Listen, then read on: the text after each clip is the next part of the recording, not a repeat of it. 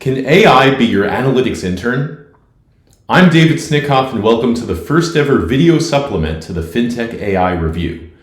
You can go to fintechAIreview.com and find news and commentary from the intersection of fintech and artificial intelligence.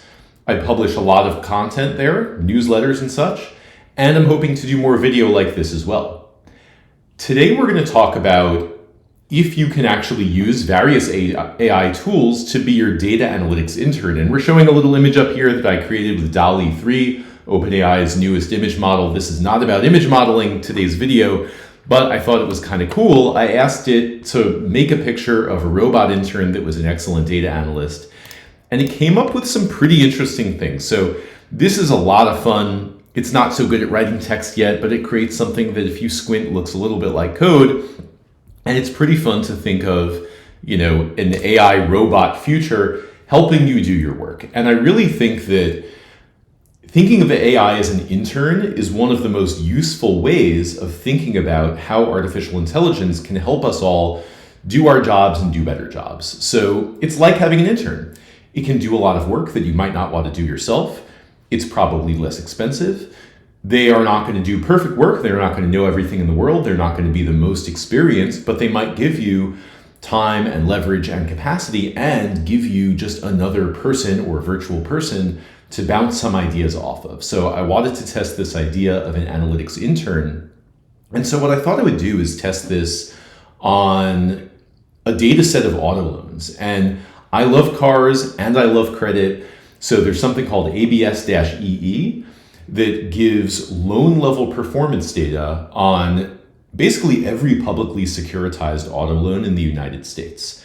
This came out in late 2016, and in fact, in 2017, speaking of interns, I hired an intern whose only project that summer was to write a data pipeline to scrape the SEC website for all of these data sets and put them in a database so that I and my team at the time could analyze it and make some really interesting dashboards and models and analysis. So there's a very good website called Finsight.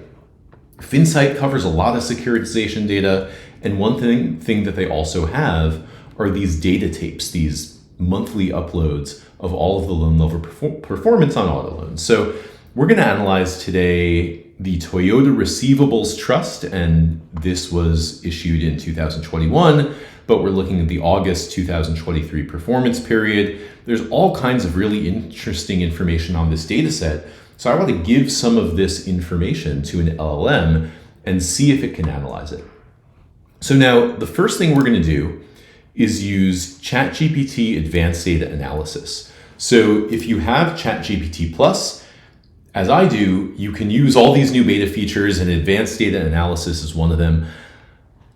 I think if you can pay $20 for what is essentially magic and the future, it's $20 really, really, really well spent. So I'm really happy to pay OpenAI for the ability to do this. Now, what you can do with advanced data analysis is you can upload a data set. So I'm going to upload this data set.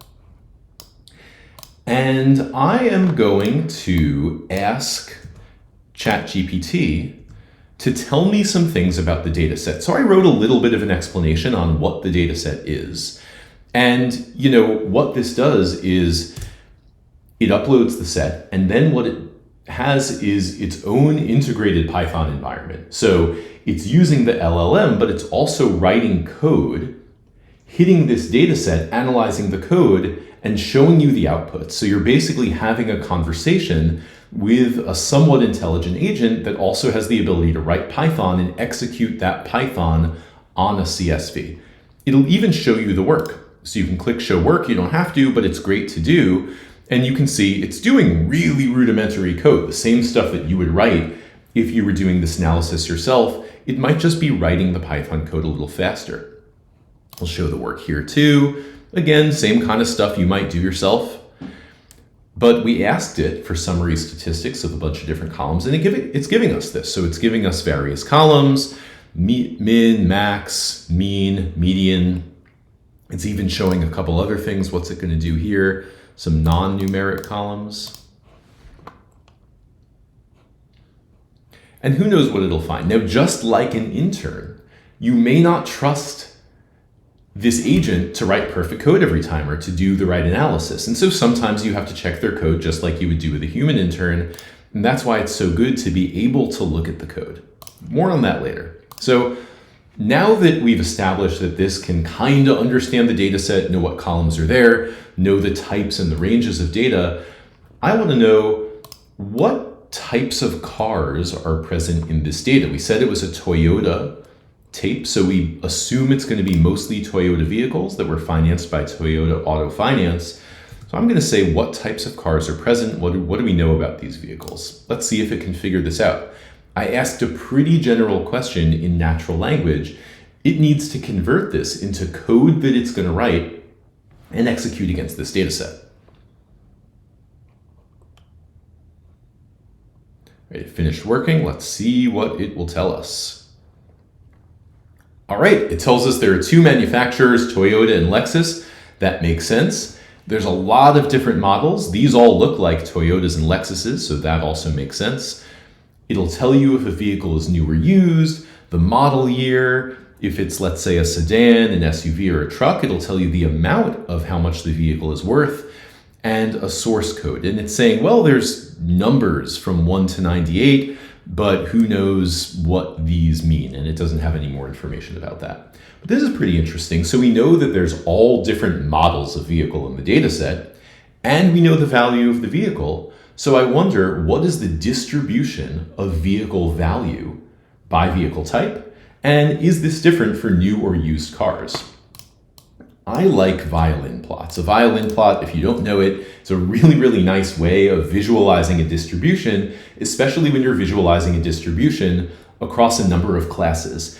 And one of these things that this ChatGPT advanced data analysis can do is generate plots and the code for plots. So let's see if it can do this and do what I'm asking it to do, creating a violin plot here.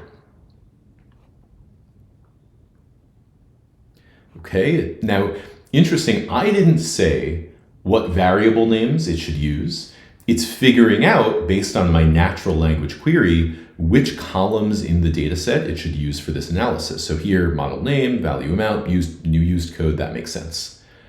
Code for the violin plot. So if you do a lot of plotting, if you do a lot of graph making in code, one of the hardest things to do is knowing the exact syntax of all these graphics libraries for whatever you want to do. It is potentially very, very helpful, unless you write code to make graphs every single day, to be able to have this kind of agent that'll at least get you started on the code, and then of course you can edit. So it made us a pretty nice plot here, except there are so many different models of vehicle in the data set. It basically is impossible to look at to see what's going on. So maybe I want to ask it a better question. Please make the same graph as above, but only for the top 10 most common models. Okay, let's see if it can make a nicer graph for us. So I gave it feedback on the graph. Now, if you think about it from the LLM's point of view, the model needs to look at my instruction, but it also needs to feed into itself everything it did above with the data, the transformations on the data set, its input and output from the previous graph, because it needs to put that all into its effective prompt for what it's going to do next. And you can see here in the code, it's actually finding the top 10 models, creating a filtered data set with these top 10 models, and making the graph about that. And here we go. So I would say here, it did a very, very nice job. It actually found the top 10 models. And if you look at these model names, it probably lines up with the types of Toyotas that you see on the road, or the types of Lexus that you might see on the road. And then it looks like the blue cars are new and the orange cars are used. And that totally makes sense. You look at, let's say, a Toyota RAV4 hybrid. New ones seem to be around $30,000 to $40,000. RAV4 hybrid used seems to be more around 20 to 30 in the low 20s. That is what you would expect with some amount of distribution. It's a pretty nice plot. It does a really good job making these graphs. And of course, as we just illustrated, you can give it feedback and it might tweak the graph. So now I wonder, if people who buy different types of cars, different models of Toyota or Lexus, have a different credit score. So let's see if it can figure this out. What's the average credit score of borrowers for each vehicle model?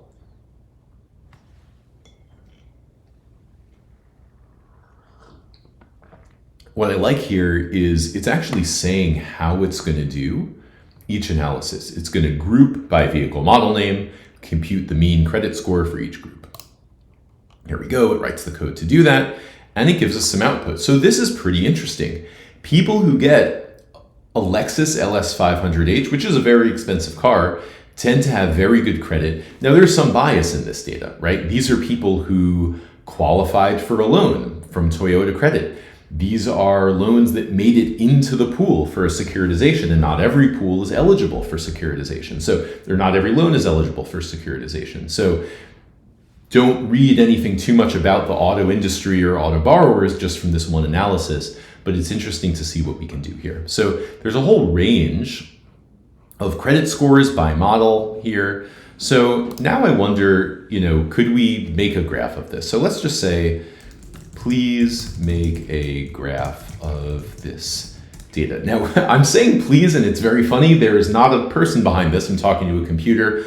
I don't know if the model cares if I'm polite. However, thinking about this like an intern, might as well, give myself the best chance of having high quality output. All right, it's going to make a bar plot. I like bar plots. Let's see if it does it. All right, pretty nice. Now it only chose the top 20, which, again, is pretty smart. If it had hundreds and hundreds of models, this would be a very hard graph to read.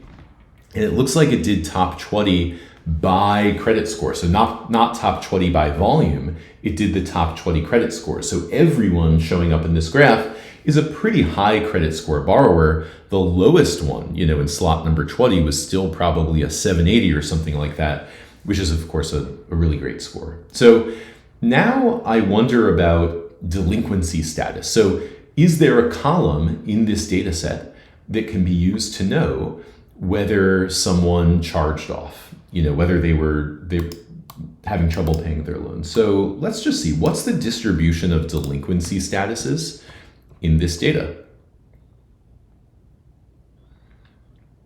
All right, so it's saying, hey, can I find a column that looks like delinquency status?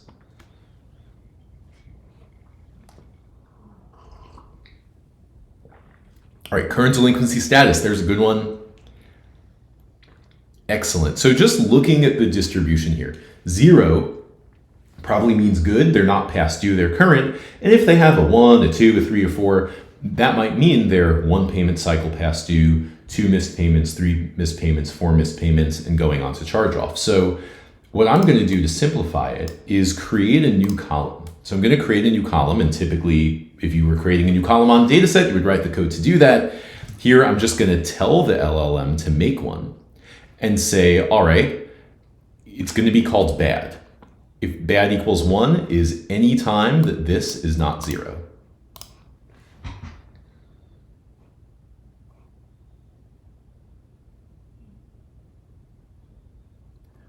All right, let's proceed. It's writing the code.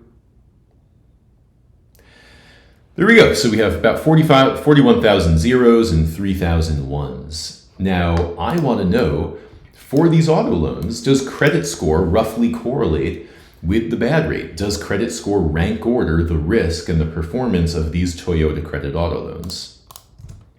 So I'm going to ask it for 20-point bands of credit score.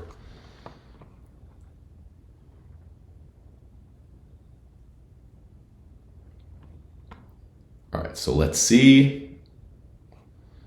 It's doing the work. Again, it's creating the bins. It's cutting the data by the bins, it's grouping by the bin, and then it's coming up with the average credit score, or the average bad rate by credit score.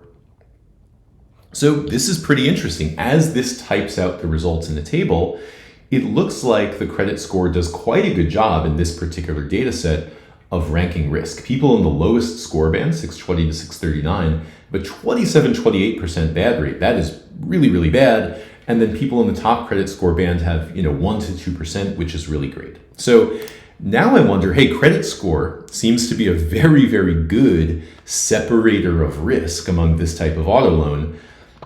If you knew the model of the car, and if you knew whether the car was used or new, does that add predictive value to the credit score? So now I'm not just asking, give me a distribution of this, group by that, find a mean, find a sum, easy things. I'm asking it a somewhat strategic question. And so I want to see, can it actually build a model? Can it build a regression model to answer this strategic question I'm asking, which is, should you include data about a car in addition to credit score in assessing an auto borrower's risk?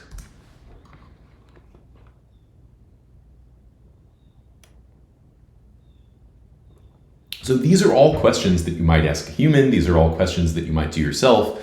But now I'm basically having a conversation with an AI bot about these questions. I don't totally trust it, but I can look at the code every step of the way and know if it's doing a good job. And that could possibly do a lot of really interesting initial work that I might take to another environment and write my own code later to further, complete the analysis. So what's it doing here? It figured out that it should make two models. Okay, these are the two models it's going to use. And it tells us how it's going to do the analysis, pre-process the data, build two models, evaluate the performance. So let's see what code it's writing. Okay, it's importing a lot of scikit-learn modules in Python, very common and expected stuff to people who are familiar with writing this sort of thing. It's one-hot encoding a lot of the categorical variables. That means if you have a column like vehicle name and it can have many values, it's actually just turning those into binary values, binary columns for each one of the vehicle names. And now it's doing some of this. Now, hey, look at this. It found an error. So it had an error when it ran the code that it wrote. So that's kind of interesting. People in executing this kind of analysis rarely get the code to run perfectly on the first try. If they just write how many lines of code, 40, 50 lines of code, 30 lines of code, and just hit execute, they might have an error. So just like a human though, this LLM is taking the error output, feeding it back into its model, and then trying to correct its errors the next time it runs it. And it actually is explaining what error it found, what the error meant, and its approach to fixing the error. All right, there we go. So model number one only uses credit score. Model number two uses these vehicle columns as well. They had almost no difference in the AUC, meaning the accuracy of the model. So pretty good. Hey, this analyst did a not bad job with this analysis. And, if a human were to give this to me and they took only 60 seconds to do it, sure, it's not the most sophisticated analysis in the world, but for taking only 60 seconds, it's a great start. So now I just wonder, I looked at delinquency by credit score. I just want to know, what is the delinquency rate by model name? So we looked at credit score by model. I want to know delinquency rate by model. And I don't want models that are less than 5% of the rows in the data set. So if someone, if there's two trucks of a certain kind, I don't want that to throw it off. So it's going to figure out how to omit models that are on the tail here. Right, so it made the threshold, major models, etc.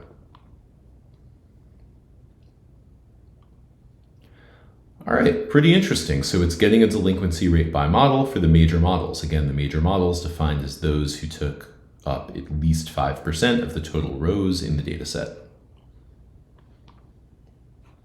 All right, pretty interesting. RAV4 hybrid. My brother would be very happy to hear that. He recently bought a RAV4 hybrid, and I'm sure he is up to date on his loan payments.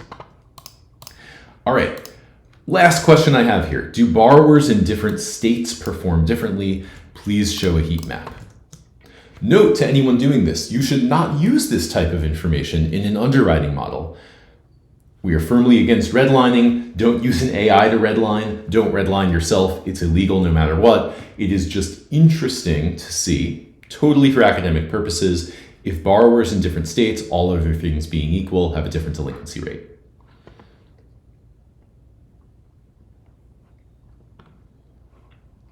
All right, so what do we see here? We see, Oregon, Indiana, things like that are doing pretty well up here. Colorado, DC's looking pretty bad. Louisiana's looking pretty bad. Alabama's looking pretty bad. Not everything is shown, of course, but we start to get an interesting analysis with some pretty colors. The last thing we can do is, ask ChatGPT if it has any other ideas for how best to analyze this data set. If you're experienced in doing this type of analysis, you probably have a ton of ideas already. However, it's good to bounce ideas off of this LLM, and it comes up with some interesting things. Again, you would probably think of all these different ones, but it's nice to save some time. It's nice to bounce your ideas off someone, and it shows that it's actually, once you prompt it, especially once you kind of shove the model into a particular direction and a particular corner of its training data using everything you've prompted here, including the data set, it starts getting questions, analytical questions that might be interesting to people who are in this sector. Repossessed vehicles, borrower profile, time series forecasting, geospatial analysis, clustering. It's a pretty interesting set of questions. So we just looked at ChatGPT Advanced Data Explorer, but this is not the only game in town. The upside of this, it provides pretty interesting data, really nice code, really nice graphical output, but you don't really get to see how it's working under the hood. Lucky for us, there's something called LIDA. So Microsoft Research, around a month ago, open sourced a project called LIDA, which allows you to do analysis using LLMs of any data set that you upload. And the good thing about it is I can actually run it locally. It's open source data. We can run it locally on this laptop, and we can actually dive into the code to see how it's working, which will tell us not just about how LIDA works, but also give us some clues as to how LLMs might work with this type of data and how you can better prompt your LLM to be a better analytics intern. So I'm just going to run LIDA UI at the command line. All right, so now it's running a server. I'm going to open this in my browser. There we go. So this is the LIDA UI. By the way, as I said, it's open source. You can go to their GitHub, Microsoft's GitHub. You can see all of the code. You can view their guide to using it.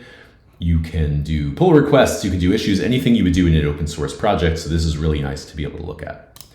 So in my demo, you can upload any file just like we did with ChatGPT. You could also set your visualization library. So if you like Matplotlib, you can use that. If you like Seaborn, if you like ggplot, if you don't know what those are all commonly used graphics libraries for people who use Python for data analysis. So I can select my library.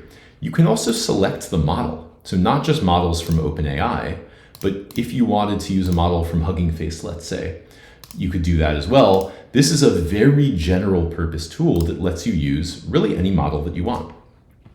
All right, so instead of uploading the same data set, I'm going to use a built-in data set that's here.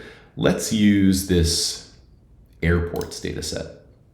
So I loaded that, and all right, it gave me a summary of the data, so all the columns in the data, and some information about them. It gave me goals. So this is interesting. Remember when I asked ChatGPT, what are some interesting analyses to do?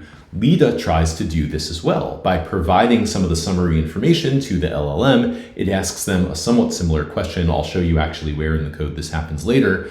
And it gives you some possible analyses it can do. So let's just say, what's the distribution of airport locations by latitude? That sounds interesting. I'm going to select that. And now it'll actually make a visualization for this.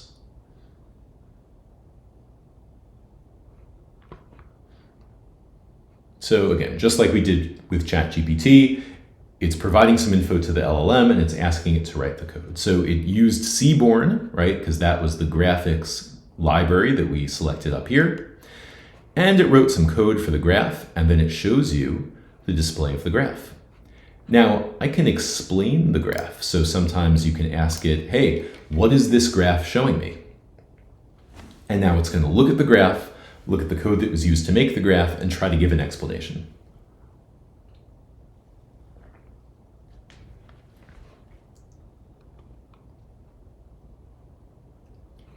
You can also evaluate the graph, and you can even recommend you can have it recommend subsequent analysis to do. There we go. So it actually gives you notes on accessibility, on how the data was transformed, and what the visualization is showing, and even explaining what the code is doing in making the graph. So probably not a bad educational tool for people who are learning to use these graphics libraries. All right, so LIDA UI is kind of interesting, but the good thing about this being an open source project is we can see the code underneath. So now what I want to do, I'm going to fire up VS Code, coding environment here, and we're actually going to import these LIDA libraries, and we're going to see how this works under the hood. So I'm creating this text gen config, right? So I'm telling it what model I want to use. We're going to start with GPT 3.5. You can actually provide a lot of other parameters to this model here. We'll start with these for now. We'll instantiate this. Now I'm going to summarize this data. So what does the summary look like? It looks like this. Let's make it look a little nicer. All right, so when I ask it for a summary of the data, it gives me the name, the file name, the description of this data set. I want to take this fields object and blow it out a little more. There we go. So we can actually now see all the fields in the data set and what the model has found for the fields. So let's say for this column, interest rate percentage, it gives us some summary stats, a min, a max, it knows that it's a number, it has 333 unique values, etc. So now I want to ask it for some goals. Remember the goals we found in the UI. The cool thing about this and the cool thing about being able to write the code directly is you can actually, in this goals function in the LIDA library, you can give it a persona. So you can say, all right, you're a highly technical structured finance risk analyst focused on the audit market. It's an interesting thing to say. I bet we're going to get some interesting goals. Actually, you know what, before we do this, maybe we're going to make the persona something totally different. Let's see. Beginner data analyst. So you are let's give it the persona of beginner and see if it comes up with really elementary questions. Oh, we ran into an error, and this is very interesting. So the model's maximum context length is 4097 tokens. So all these models, they have a context window.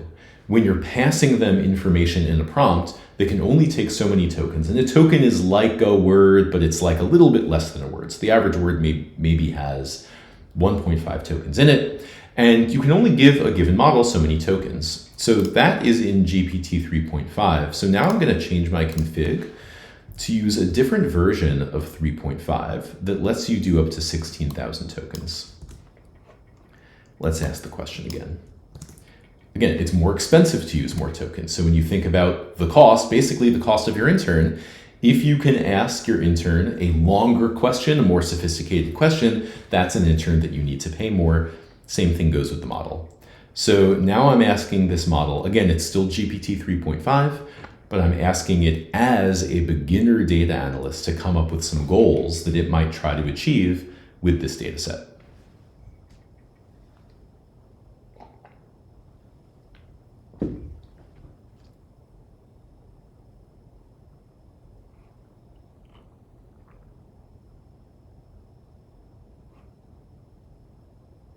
All right, it can take a while. It's going to a live API with OpenAI. Maybe while it does that, we'll go and ask how it actually generates these goals. Again, open source, it's great. I can go to the definition. I can actually go to where in the code it generates all this stuff. And so this is the part of the code underneath LIDA that's interacting with the LLM. And what we can see here is it's giving it a ton of instructions. So it's saying you're an experienced data analyst who can, generate goals about data. And if you scroll to the right, I mean, it's really giving it a very, very, very long prompt of things that it should do and things it should consider while doing this analysis. It gives it format instructions, all kinds of stuff. So you can imagine why the model needs such a big context window, because it's giving it a prompt with a lot of tokens. Again, it's not going to be totally free. it's actually doing a lot here. So this is odd that it's taking quite this long. I am going to interrupt this, and I'm just going to try to run it one more time. It may have actually timed out here. So I'll give it a minute. Now, back to this prompt, the system prompt, the format, all this kind of stuff. It kind of gives you an idea of what you should say to an LLM if you want it to do a good job in analyzing your data. You can't just say, hey, analyze this data. In fact, LIDA doesn't say, hey, just analyze this data. And my guess is that ChatGPT doesn't do that either. It probably injects a lot of information and instructions like this into the prompt. All right, so we're going to go back again. Hey, there we go. We got some goals. Okay, so it asks for the distribution of this, the distribution of that, 4 distributions and an average. So not super sophisticated. But now what I want to do is I want to go back to being a highly technical analyst who knows about risk. And now, instead of using GPT 3.5, I'm going to use GPT 4. So this is going to cost a little more, but I wonder if it'll come up with more insightful, more sophisticated questions about the data.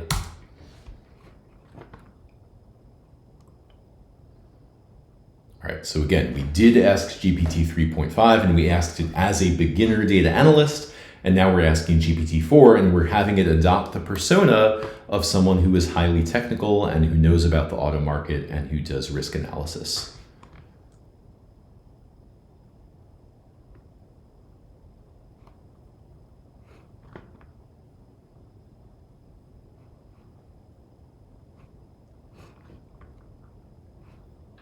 All right, still going there. And you can see, by the way, if you look underneath the library, so if you don't give it a persona explicitly like we did, it'll default to this persona, which is a highly skilled data analyst. All right, looks like we got some results. All right, this is kind of interesting. How does the obligor credit score relate to the loan amount? So now it's not just asking univariate questions like we got in the goals above. It's actually asking more complex questions about the data. It says things like, it's looking for trends. It's looking for, how are loan amounts distributed across different manufacturers. So kind of interesting stuff. And so this did do a better job at analyzing the data. So, all right, now what I want to do is look at one of these questions. So let's just take question number 1, goal number 1, and generate a chart. So I'm going to call the LIDA visualize function. I'm going to use the first goal, goal sub 0, and I'm going to ask it to generate a chart. Now, while we do that, I wonder what code it actually uses to prompt the LLM about how to generate a chart. And here we go. So it gives it a very detailed system prompt. You're a helpful assistant, highly skilled in writing perfect code for visualization. I feel like I should tell all my employees this every time I give someone a job to do. It's good pumping up of the LLM. You have to give the LLM confidence. You complete a template to generate a visualization. You must follow visualization best practices. A really, really, really long prompt.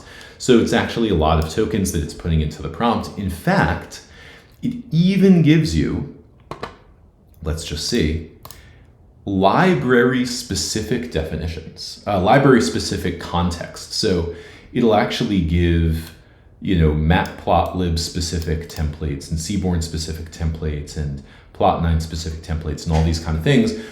So again, putting a lot of information into the prompt to make the LLM do whatever LIDA wants it to do. So, all right, it actually gave me a pretty nice chart here. Histogram of original loan amount, that's what I asked it to do. Gives me a nice distribution. I have this purplish bluish color. So another really cool thing about LIDA is you can actually modify the chart using natural language. Now, again, let's say, by the way, I wanted to see the code needed to generate this chart. Let's say I'm learning how to use these chart libraries. I can actually just try to display the code and it'll give me the code. So this is all the code, not formatted that well, but it will give you all the code that it used to make the chart. So, but now I want to change the chart. Instead of rewriting the code and doing all this, I want to use natural language to tell it to make some changes. So let's say, change the color to red, change the x-axis to dollar format, and translate the title. And maybe Spanish is too easy. I want to try to make it even harder. Let's try translating it to Hebrew. So I'm giving it instructions. I'm passing in the instructions to this edit function, and we're going to see what it does. Again, if we want to see how it edits, let's go into the code.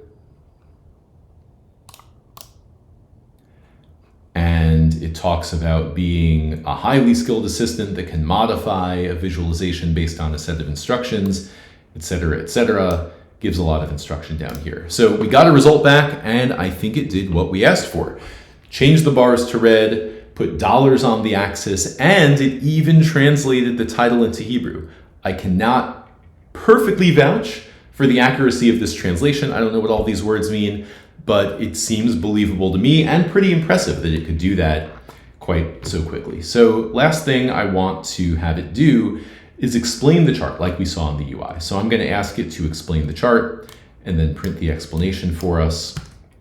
Once again, we're going to dive into the open source code underneath this package and see how it does this. Now here we have a very long prompt. Look, it talks about you need to reference accessibility. You should describe the transformation. You should give it a step-by-step description of the code. This is a lot of information to put in a prompt, but this is really what's nudging the model into the right framework to be able to provide a relatively useful output in response to your natural language questions. It doesn't always do this out of the box. All right, so we're waiting for our explanation from LIDA. It is giving it a lot of tokens. All right, we got a response. So again, it gave us an explanation about its accessibility, an explanation around the data transformation, and an explanation around the visualization itself and how the code works. So pretty interesting stuff. So you can imagine how you might use a library like this to either do data analysis or prompt or nudge a model in a certain direction to be a decently useful analytical agent for you. So that's what we have to share today. Overall conclusions, these tools are not going to replace the best analysts. They're probably not even as fast as the best analysts. And people who have domain expertise in a particular type of data and who write this type of code and do this analysis every day can surely do a better job. But at the same time, those people can probably start using tools like this to speed up and amplify and enrich their work. So I'm excited to start using these tools even more as some of my analytics interns, and I've already started using it. I've given this, financial data, sales pipeline data, Salesforce data, all that kind of stuff, and it's able to do some interesting analysis and even prompt some interesting questions. So again, it's been great going through this today. If you have any comments, questions, feedback on this video, feel free to share. And as always, please go to fintechaireview.com, subscribe if you like the content, and if it really feels great to you, share with a friend. We'd love to have you as part of the community. fintechaireview.com. This has been David Snitkoff. Thank you very much.